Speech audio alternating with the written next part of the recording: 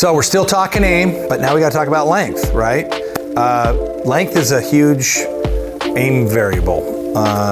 Often we'll fit people into the length that they come with because that's where it looks comfortable to them, and then we'll work away from it. Obviously, we don't want to change as many things as we don't want to change too many things, or someone will go, wow, that whole thing, I just felt like a big ball of yarn. So length is huge for aim bias. Generally shorter tends to make people aim more left, longer tends to make people aim more to the right. So we fit Cordy already for head shape, hosel offset line combination, right? So we got a mallet head back set with a line in back, and I have now two putters of different length. Here's the original one that was 35 inches, right?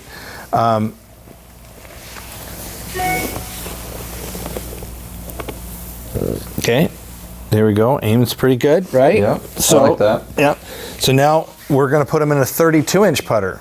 So look at the difference. So if one's here and one would be here, right? So there's a radical position in terms of if I gripped it at the end to the end on the lie angle, one would move it obviously closer. So what length does is it moves the ball closer or makes him bend over more, right? Or he could stay in the same posture and move the ball closer to him, or so he aimed that one pretty good. Some people will aim it left more. I've had tour players where I've used length. You know, they aim left, 35 inches, and then I said, well, okay, I can't worry that they're a tour player. I got to just do what I do, and I put them in a 36-inch putter from 35, and it moved him perfectly into the hole. Put back to 35, aim slightly left, aim bias. What happens with length and what generally changes is if the putter's longer, it tends to move the ball farther away. If it's shorter, it tends to move it closer, right? So obviously we have a lie angle change. But what length also does is it changes the position of our eyes in our head.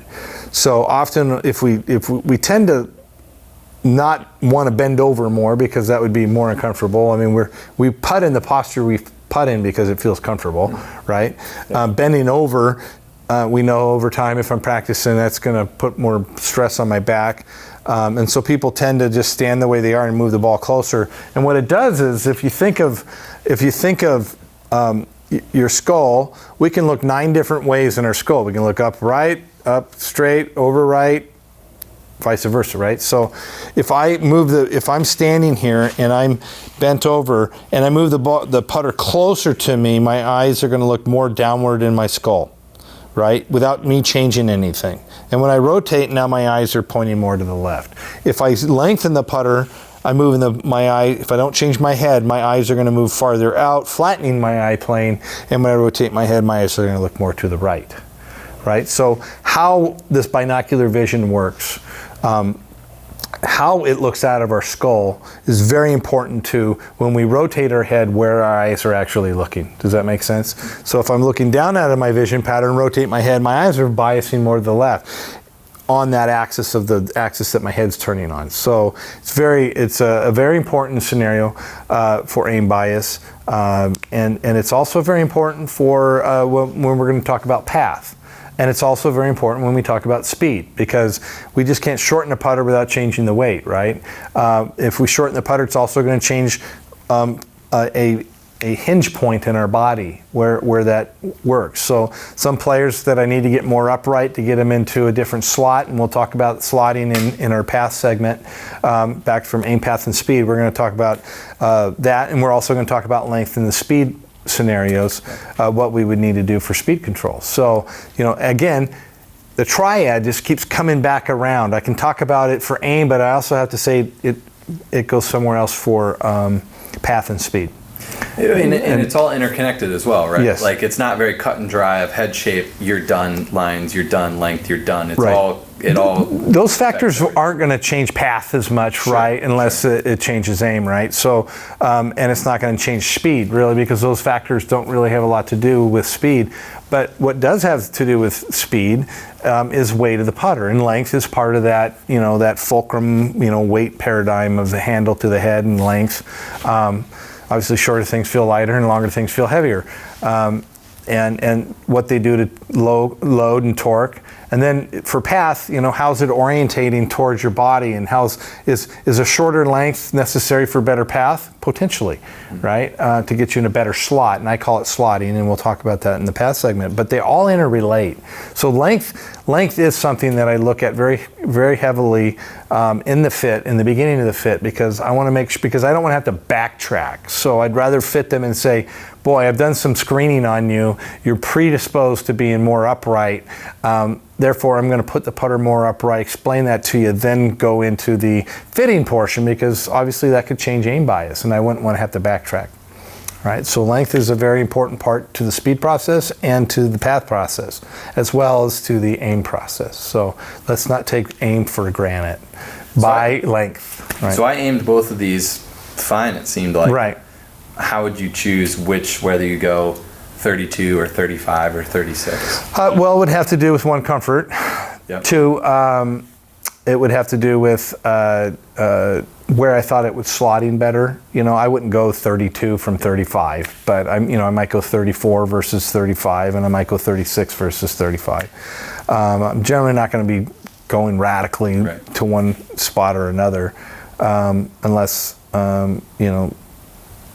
generally I wouldn't do that anyway. Yeah. So, but yeah, it's more of a comfort thing. Obviously, I think a lot of women tend to get a hand-me-down putter from their husband, which is generally going to be longer, and so sometimes they have really, they have disparaging length and differences in length than most men, and it's only just because where are they getting the source of their putter, and then when you cut down a 35-inch putter, now it feels light and doesn't feel right, and because that head's designed for 35. So we have no bias to shaft length or head weight or things that would affect. Trying to get to the right aim, we would go, oh, we can't get to the right aim because that would really mess up the weight. We control everything, so that's the cool thing about what we do. It's a vertically integrated process of concepts and mechanical processes that allow us to get people into the right tool. So if somebody's watching this, and we've gone through all the different aim bias options now, right? Right. Maybe they're feeling a little overwhelmed of I could get one on its own, right? If it was just lines, I could figure it out and we could do it. But all together, it seems overwhelming, right? How do you cut through all the noise of all these different options and how they affect each other and get someone into the right putter? Well, obviously getting fit by an expert putter fitter is I think critical. But we can self-diagnose somewhat too. We can then have variability in the process to be able to fix that. So, one of the ways that someone could say, I aim up 3, putters that I have in my garage, put a line on the ball, do a known target, and then skip behind it and see which one looks the squarest. When it's in that inline condition, you could say, wow, the mallet does seem to not feel as crooked. Then, in a process, you could say, I got to find a putter, let's say an Edel putter that's got a mallet shape or what have you, and then you could go into the scenario of what line, probably go with a line more forward or a line more back, choose an offset that would probably, based on listening to these things, knowing your own tendencies, and then a length that would correspond to that and a lie angle. So we can kind of if you can't get to a fitter, then there's things that you can do with our system that allow you some flexibility. And then one of the things that really matters the most, aim is huge, is speed, right? So speed is something that we're going to talk about, and people can go through that process to say, okay, I got a putter that I think is aiming pretty darn good. I can vet it, with a laser. I can get a laser and a mirror, and we can supply that if somebody really wanted to go down that. If they couldn't get to a fitter. And then speed, that's something through our tutorials, someone will be able to go, wow, I have a whole different understanding of speed, how to weight a putter, and then have the tools to do it, because that can be, something changed out on the golf course before your round, and be worked on while you're playing, in your practice sessions, to have a better understanding of what actually gives you touch. So aim, path, and speed. I just want to keep hammering that whole scenario, how they're interrelated and how they are separate blocks. Fitting process allows us to just look at aim And then we go into the speed, and then we would look at, in the process, path. So find an expert fitter. That would be your best option. We're going to have an army of these people all over the place that are going to be well trained. We do have them already. It's old secrets. Just if it matters to you, then do something about it. There are options out there. You don't have to just say, "Oh, woe is me. There's not an option for me."